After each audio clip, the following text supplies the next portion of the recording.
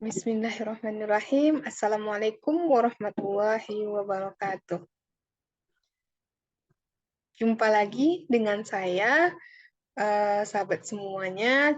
Perkenalkan, nama saya Susi Susanti dengan NIM 2204264, jurusan Ilmu Administrasi Negara, dengan mata kuliah Sistem Informasi Manajemen, dengan dosen pengampu Ibu Dr. Nora Eka Putri, SIP, MSI. Nah, kali ini saya akan menjelaskan materi pertemuan ke-7, yaitu Sistem Informasi Manajemen atau SIM terhadap administrasi publik. Nah, yang pertama itu di mana pentingnya SIM dalam administrasi publik di Indonesia. Itu ada sistem informasi manajemen ini sendiri adalah suatu cara konsep yang penting dalam ilmu administrasi negara.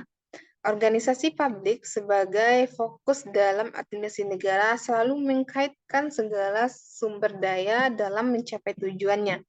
Salah satu sumber daya yang cukup penting adalah informasi.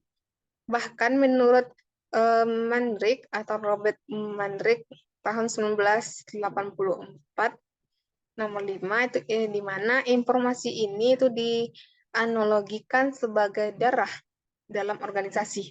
Nah, jika sumber darah ini tidak ada, maka organisasi tidak akan berjalan dengan baik. Nah, ini juga berarti kalau aliran darah itu mengalami hambatan, maka organisasi akan jatuh pada posisi tidak sehat. Nah, jika aliran darah ini tidak dikendalikan atau diperbaiki, maka ya organisasi itu akan hancur. Nah, selanjutnya ada sistem informasi manajemen bagi pelayanan publik. Nah, yang pertama ada sistem informal yang meliputi sistem diskursus dan interaksi antara individu dan kelompok kerja di dalam organisasi. Kedua ada sistem formal, itu di mana meliputi sistem aturan, batasan organisasi, dan batasan wewenang. Nah, selanjutnya itu ada sistem komputer formal yang meliputi aktivitas-aktivitas organisasi melalui formalisasi dan pemrograman. Nah, selanjutnya itu ada sistem komputer informasi, di mana ini dikaitkan dengan penanganan komputer secara profesional, dan kemungkinan penggunaan sistem secara formal serta jaringan komputer sebagai sarana penyatuan informasi yang tidak terstruktur dan informasi-informasi informal.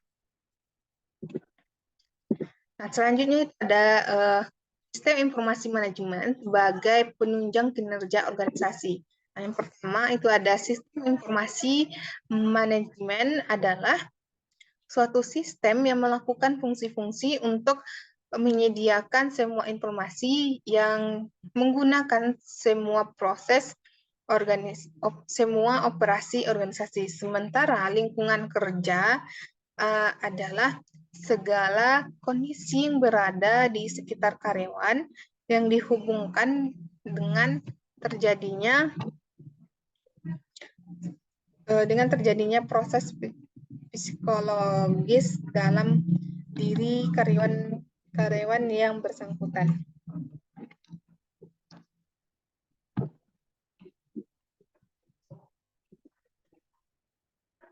Selanjutnya itu ada yang kedua, sangat membutuhkan kemampuan dan kemauan untuk mencapai tujuan organisasi sebagai target kerja pegawai. Nah, di mana kemampuan dan kemauan seseorang akan terrealisasi secara nyata sebagai hasil kerja jika orang tersebut memiliki kompetensi akan berbagai hal yang dituntutkan kepadanya. Prestasi kerja seseorang dipengaruhi oleh kecakapan, keterampilan, pengalaman, kesungguhan, dan lingkungan kerja itu sendiri. Selanjutnya ada yaitu sistem informasi manajemen sebagai pendukung dalam pengambilan keputusan. Nah, itu ada pengambilan keputusan adalah sebuah hasil dari pemecahan masalah, jawaban dari suatu pertanyaan sebagai hukum situasi, dan merupakan pemilihan dari salah satu alternatif dari alternatif-alternatif yang ada, serta pengakhiran dari proses pemikiran tentang masalah atau problematika yang dihadapi. Nah, adapun hasil dari pengambilan keputusan ini adalah keputusan atau decision.